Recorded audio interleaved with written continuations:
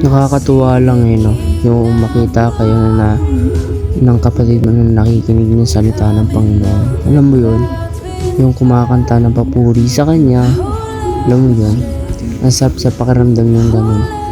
Yung dati parang ikaw yung pasaway sa tahanan mo, pero ngayon binago ka ng Panginoon.